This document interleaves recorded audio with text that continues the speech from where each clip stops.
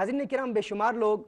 اکثر یہ کہتے ہیں کہ ہم بھی ایک مدت سے عبادت کر رہے ہیں، اللہ کو یاد کر رہے ہیں، نمازیں پڑھ رہے ہیں، اللہ کی یاد میں، ذکر اللہ کی محافل میں جاتے ہیں، لیکن دل کی دنیا میں تبدیلی واقع نہیں ہوتی۔ لوگ کہتے ہیں کہ عبادت کے ذریعے دل میں نور پیدا ہوتا ہے، دل میں کچھ وجدانی کیفیات پیدا ہوتی ہیں، ایسا کیف و سرور ملتا ہے کہ سارا دل نورانی بن جاتا ہے، دل میں نور پیدا ہو جاتا ہے۔ لیکن ہم تو ایک عرصے سے عبادت کر رہے ہیں، ایک مدت سے ہم اللہ کو یاد کر رہے ہیں، لیکن کچھ فرق محسوس نہیں ہوتا۔ نماز میں وساوس آتے ہیں، نماز میں غلط خیالات آتے ہیں، عبادت میں خشوع و خضوع نہیں ملتا، تقوی بھی ہے، پرہیزگاری بھی ظاہری طور پر ہے، سب کچھ ہم کر رہے ہیں۔ ہم مشائخ کے پاس جاتے ہیں، علماء کرام کے پاس جاتے ہیں، ہم پیران عظام کے پاس جاتے ہیں، ان سے اوراد لیتے ہیں، وظائف لیتے ہیں، وہ وظائف دیتے ہیں، وہ بتاتے ہیں فلاں عمل کرو گے تو فلاں مصیبت ٹل جائے گی، فلاں ورد کرو گے تو دل کی دنیا آباد ہو جائے گی، تنگ دستی دور ہو جائے گی، پریشانیاں دور ہو جائیں گی، اور وسعتیں ملے گی، کشادگیاں ملیں گی، خوشحال زندگی گزارو گے۔ لیکن عارضی طور پر تو بیماریوں سے بھی چھٹکارا مل جاتا ہے، تکلیفوں سے دوری عارضی طور پر ہوتی ہے، لیکن مستقل سکون نہیں ملتا۔ اس بنیاد پر کچھ لوگ ناظرین کرام اپنی قلب کی بیماریوں کو اگنور کرتے ہوئے آیات قرآنیہ کی برکات کو بھی شکوک و شبہات کی نگاہ سے دیکھنا شروع کر دیتے ہیں، اور وہ سوچتے ہیں کہ شاید ایسا ہے کہ قرآن کریم کی آیات میں ایسی شفا ہے ہی نہیں، شاید کہ ان اوراد و وظائف میں ایسی برکات ہیں ہی نہیں، ہم ایک مدت سے کوشش کر رہے ہیں، عبادات ہیں، سب کچھ ہیں، لیکن دل کی دنیا بدلتی کیوں نہیں ہے؟ ناظرین کرام، اس کو سمجھانے کے لیے یہ مثال سمجھ لیں۔ اگر کوئی شخص کہتا ہے کہ میں دودھ کے ذریعے ملائی بنانے کی کوشش کر رہا ہوں، مکھن بنانے کی کوشش کر رہا ہوں، گھی بنانے کی کوشش کر رہا ہوں، یا دودھ سے دہی بنانے کی کوشش کر رہا ہوں، لیکن دودھ سے نہ ملائی نکلتی ہے، نہ مکھن بن سکتا ہے، نہ گھی بن سکتا ہے، نہ دہی بن سکتی ہے۔ ہم پوچھتے ہیں کیوں؟ وہ شخص کہتا ہے دیکھو میں ایک عرصے سے ایک برتن میں دودھ ڈال رہا ہوں، لیکن نہ وہاں پر مکھن بنتا ہے، نہ دہی بنتی ہے، نہ ہی گھی بنتا ہے۔ ہم دیکھتے ہیں اس برتن کو، تو جب برتن کو دیکھتے ہیں تو پتہ چلتا ہے کہ اس برتن کے نیچے 7 بڑے بڑے سوراخ ہیں۔ وہ دودھ برتن میں ڈالتا ہے، لیکن وہ دودھ اس برتن میں رکتا نہیں، وہ دودھ اس برتن میں استقرار نہیں پکڑتا، جمتا نہیں، رکتا نہیں، ٹھہرتا نہیں۔ وہ ایک طرف سے دودھ ڈال رہا ہے، دوسری طرف سے دودھ نکل رہا ہے۔ اب اگر وہ دودھ اس برتن میں رکے گا نہیں تو وہ دودھ مکھن کیسے بنے گا؟ وہ دودھ سے ملائی کیسے نکلے گی؟ اس دودھ سے دہی کیسے تیار کیا جائے گا؟ گھی کیسے بنے گا؟ ناظرین کرام، ایسا شخص اگر کہے کہ دودھ سے ملائی بن ہی نہیں سکتی، دودھ سے مکھن تیار ہو ہی نہیں سکتا، تو ہم اسے کہیں گے وہ نقص و عیب دودھ میں نہیں ہے، وہ نقص و عیب اس برتن میں ہے۔ تیرے برتن میں 7 بڑے سوراخ ہیں، پہلے ان سوراخوں کو بند کر، دودھ جب اس میں استقرار پکڑے گا پھر اس کے بعد وہ دودھ تبدیل ہو کر مکھن اور دہی بنے گا۔ ناظرین کرام، عین اسی طرح وہ لوگ جو کہتے ہیں ہم عبادت کر رہے ہیں، لیکن سنا ہے کہ عبادت کا نور دل میں پیدا ہوتا ہے، پھر وہ نور پھیلتا ہے، لیکن ہم ایک مدت سے عبادت کر رہے ہیں، ایک مدت سے اللہ کو یاد کر رہے ہیں، ایک مدت سے ہم اوراد پڑھ رہے ہیں، وظائف پڑھ رہے ہیں، لیکن تکلیفیں دور نہیں ہوتی، مصیبتیں دور نہیں ہوتی، مشکلات نہیں ٹلتی، بلائیں اور آفتیں آ رہی ہیں، تنگ دستی دور نہیں ہوتی۔ شاید کہیں ایسا تو نہیں کہ ان اوراد اور وظائف میں برکت ہی نہیں؟ ناظرین کرام، حقیقت یہ ہے کہ ان اوراد میں تاثیر ہے، ان اوراد میں برکات ہیں، ان اوراد اور وظائف میں روحانی طاقتیں ہیں، اسپریچول پاورز ہیں جو انسان کے دل میں نور پھیلا سکتی ہیں، لیکن نقص اور عیب ہمارے دل کے برتن میں ہے،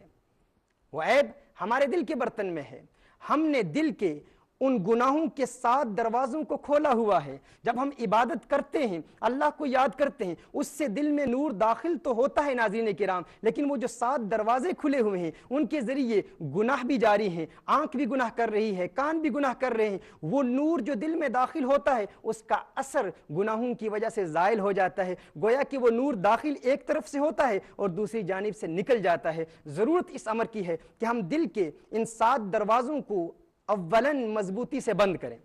جب ہم بند کر لیں گے ناظرین کرام، اور ان دروازوں کو اسی تزکیہ قلب کی ترتیب سے جب انسان بند کر لیتا ہے، جب دل کے یہ دروازے بند ہو جاتے ہیں، گناہوں کے یہ دروازے بند ہو جاتے ہیں، اور پھر اس کے بعد انسان عبادات میں استقامت حاصل کرتا ہے، پھر قرآن پڑھتا ہے تو قرآن کا نور دل میں موجود رہتا ہے، پھر نماز پڑھتا ہے تو نماز کا نور دل میں موجود رہتا ہے، پھر اللہ کو یاد کرتا ہے تو اللہ کی یاد کا نور دل میں موجود رہتا ہے، پھر رسالت مآب صلی اللہ علیہ وسلم کی بارگاہ میں درود و سلام کی گجرے نچھاور کرتا ہے تو درود و سلام کا نور انسان کے دل میں جمع رہتا ہے، استقرار پکڑ لیتا ہے۔ پھر وہ شخص جب ذکر اللہ کی محفل میں جاتا ہے، اوراد کرتا ہے، اللہ کو یاد کرتا ہے، تسبیحات کرتا ہے، تہجد پڑھتا ہے، اشراق و چاشت کی کثرت ہوتی ہے، وہ نور انسان کے دل میں جمع رہتا ہے۔ پھر ایک وقت آتا ہے ناظرین کرام جب وہ نور انسان کے دل کے انہی دروازوں کے ذریعے پھیلتا چلا جاتا ہے، پھر وہ نور انسان کے جسم میں منتقل ہوتا ہے، انسان کا سارا جسم نورانی ہو جاتا ہے۔ اور پھر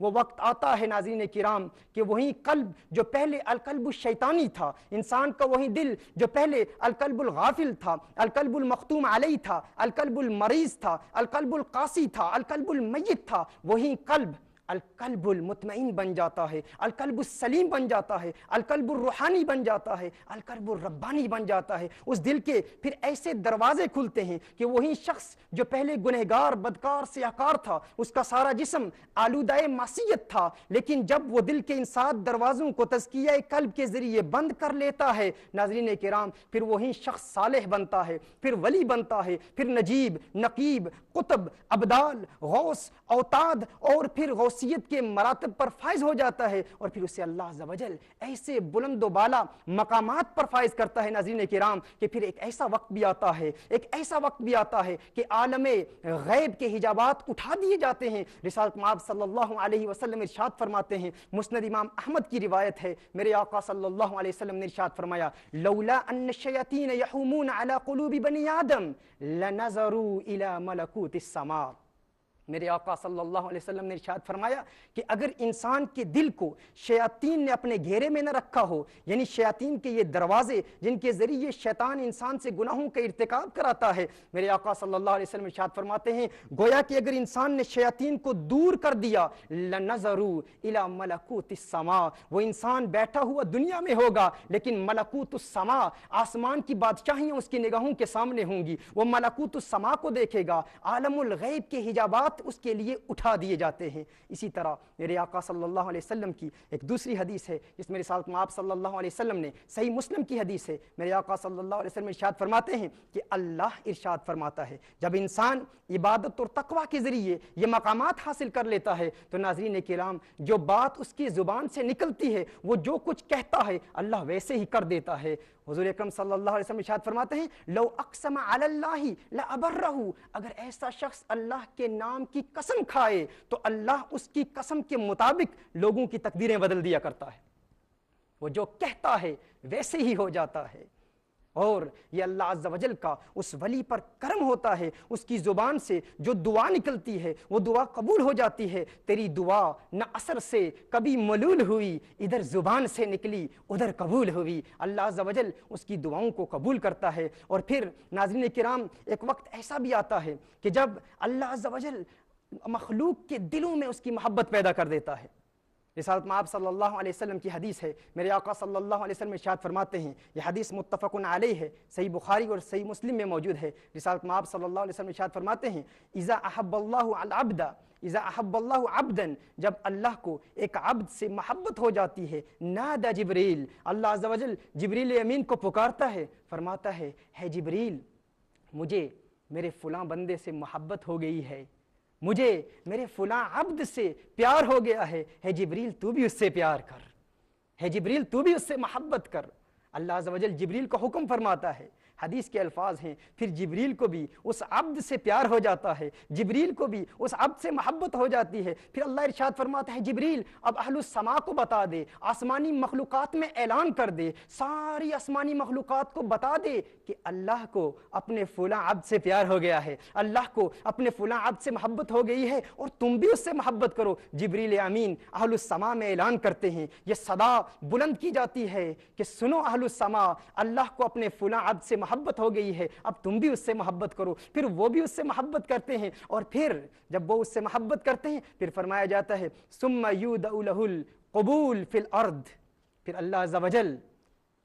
مخلوق میں، زمینی مخلوق میں اس کی مقبولیت زمین کی مخلوق کے دلوں میں رکھ دیتا ہے، وضع کر دیتا ہے. گویا کہ وہ شخص اللہ کی زمینی مخلوق کے قلوب پر راج کرتا ہے، ان کے دلوں پر راج کرتا ہے، اور پھر اس کے تحکم کا عالم یہ ہوتا ہے، لوگوں کے دلوں پر ایسا راج کرتا ہے کہ زمین والے بھی اس سے محبت کرتے ہیں، آسمان والے بھی اس سے محبت کرتے ہیں، اور ان کی محبت کا عالم یہ ہوتا ہے کہ زمینی مخلوقات بھی اس کی اطاعت کرتی ہیں. زمین میں اللہ کی جتنی مخلوقات ہیں وہ سب اس کی اطاعت کرتی ہیں. انسان اس کی اطاعت کرتے ہیں، نباتات اس کی اطاعت کرتے ہیں، جمادات اس کی اطاعت کرتے ہیں، حیوانات اس کی اطاعت کرتے ہیں، شجرات اس کی اطاعت کرتے ہیں. وہ اگر اس کے سامنے کوئی شخص مردہ موجود ہو تو اسے اللہ کے حکم سے بِإِذْنِ اللہ وہ حکم دیتا ہے، وہ مردہ زندہ ہو جاتا ہے. ناظرین کرام، حیوانات اس کے حکم پر عمل کرتے ہیں، دریا اس کے حکم پر عمل کرتے ہیں، سمندر اس کے حکم پر عمل کرتے ہیں. جس شخص نے اس دنیا میں اپنے مردہ دل کو زندہ کر لیا، ناظرین کرام، وہ مر بھی جائے اس کے تصرفات نہیں مرتے، اس کی روحانی قوتیں نہیں مرتی، اس کی روحانی طاقتیں نہیں مرتی. وہ قبر میں بھی ہوتا ہے، دنیا والے اسے کہیں کہ ہے ولی اللہ، ہے شیخ کامل، میرے لیے دعا کر، وہ قبر میں دستے دعا بلند کرتا ہے، اس کی دعا اللہ عز و جل قبول کر لیتا ہے. ناظرین کرام، یہ مراتب، یہ مقامات، یہ بلندیاں، یہ بلند پائیگیاں، یہ برگزیدگیاں، یہ روحانی مقامات اسی کو ملتے ہیں جو ابتداً یہ پہلا سٹیپ تزکیہ قلب کا سٹیپ لیتا ہے، اور پھر رفتہ رفتہ ان منازل کو طے کرتا چلا جاتا ہے.